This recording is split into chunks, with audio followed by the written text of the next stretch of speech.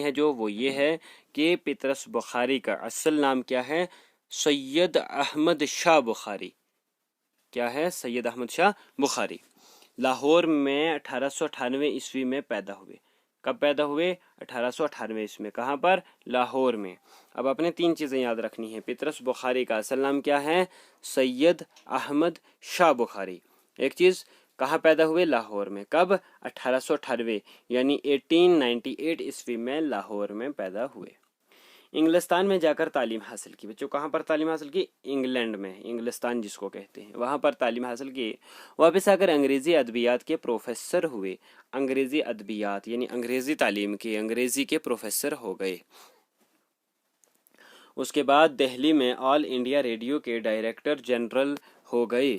बच्चों यानी पहले वो अंग्रेज़ी के प्रोफेसर रहे, फिर दिल्ली में आकर ऑल इंडिया रेडियो के डायरेक्टर रहे, डायरेक्टर जनरल के ओहदे पर फाइज हुए और इस मनसब पर 1947 ईस्वी तक फाइज रहे। यानी इस जो मनसब था, ये ओहदा जो था, कौन सा? Director general, all India radio के डायरेक्टर जनरल के ओहदे पर वो 1947 ईस्वी तक रहे। इसके बाद पाकिस्तान चले गए और वहाँ तरक्की करते करते अक़वाम मुत्तहिदा में पाकिस्तान के नुमाइंदे की हैसियत से न्यूयॉर्क पहुँचे और वहीं पर 1958 ईस्वी में इंतकाल कर गए। बच्चों इनकी जो वफ़ात की तारीख है ये है 5 दिसंबर 1958 ईस्वी यानी 1958 ईस्वी में इनकी वफ़ात हुई, 5 दिसंबर 1958 में।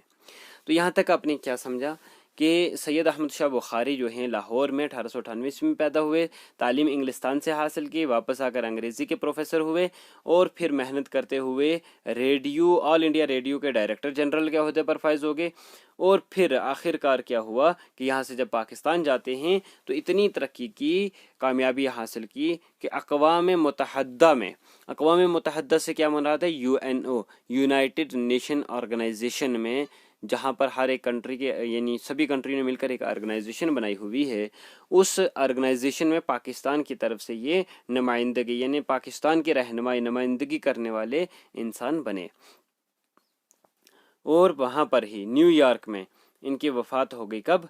1958 ईस्वी में वहीं पर इंतकाल हुआ। याद रखना है बच्चों, क्या कह रहे हैं? पाकिस्तान की नुमाइंदगी की नुमाइंदे की हैसियत से न्यूयॉर्क पहुँचे।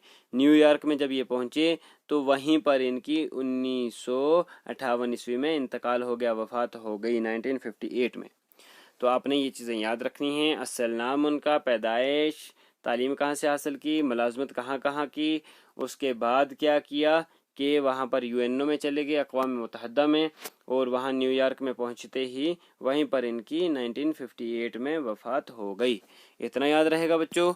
अब यहाँ से आगे आप लिख सकते हैं उनकी अदबी खिदमत और असलूब बयान यानी तर्ज तहरीर और अदबी खिदमत। तो अदबी खिदमत में आप क्या लिखेंगे?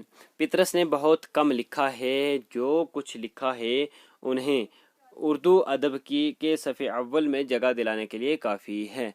यानी बहुत कुछ कम लिखा है, लेकिन जितना भी लिखा है वो काफ़ी है कि उनका नाम सर फहरिस्त उर्दू के जो सफ़े अव्वल के मुसन्निफ़ीन हैं, शुरा हैं, उनमें नाम इनका शामिल हो जाता है।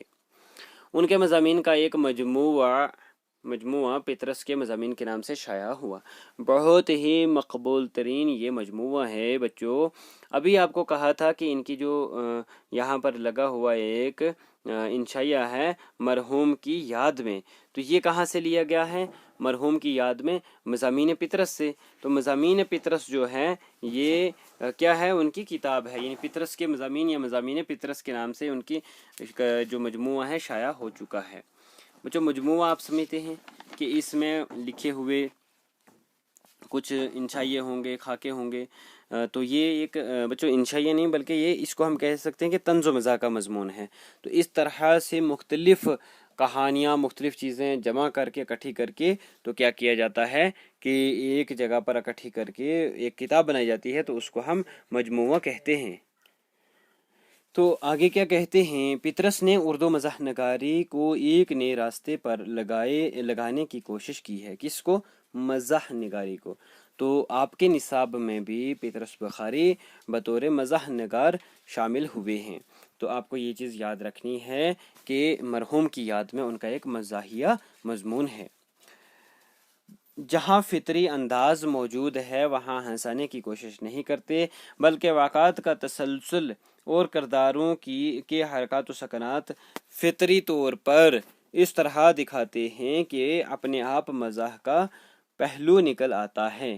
یعنی زبردستی کوشش نہیں کرتے کہ مزاحیہ مضامین لکھیں، وہ اس میں اپنی طرف سے بناوٹ کرنے کی کوشش نہیں کرتے، بلکہ فطری طور پر ان کے کلام میں مزاح کا جو لطف ہے وہ قدرتی طور پر پایا جاتا ہے۔ اب آگے دیکھیے، پطرس نہایت ذکی الحسن اور ذہین صاحب قلم تھے۔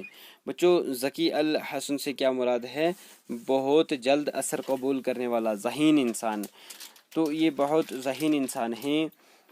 ان کا پلاٹ کوئی گورکھ دندا یا بول بلیاں کا منظر پیش نہیں کرتا، یعنی گرد و غبار والی چیز یا اس طرح سے پرانی چیز پیش نہیں کرتے، یا بھول بلیاں ایسے ہی آر پار کی باتیں نہیں کرتے، بلکہ اس کا فطری اتار چڑھاؤ، مکالمہ اور روانی سب یکجا ہو کر معمولی سے خیال کو بھی بلند کر دیتے ہیں۔ کیا کہتے ہیں کہ وہ یعنی جو اپنی طرف سے یا دھول والا یا گرد و غبار والا یا اس طرح سے ہم کہیں کہ بے تکا پلاٹ پیش نہیں کرتے، کہانی پیش نہیں کرتے، بلکہ اس کا فطری اتار چڑھاؤ، مکالمہ اور روانی سب یکجا ہو کر معمولی سے خیال کو بھی بلند کر دیتا ہے۔ یعنی جو پطرس بخاری ہیں ان کا جو لکھنے کا انداز ہے وہ فطری ہے، قدرتی طور پر جو بھی ان کہانیوں میں چیز پیش ہوتی ہے اس کی وجہ سے ان کی کہانیاں لطف اندوز ہو جاتی ہیں۔ پطرس کی تحریر اس قدر پرلطف ہے کہ پڑھنے والا ان کے مضامین پڑھتے وقت خود بخود ہنسنے لگتا ہے۔ ان کی تحریر نہایت جاندار ہے، ان کے مضامین حقیقت نگاری کی جھلک لیے ہوئے ہیں۔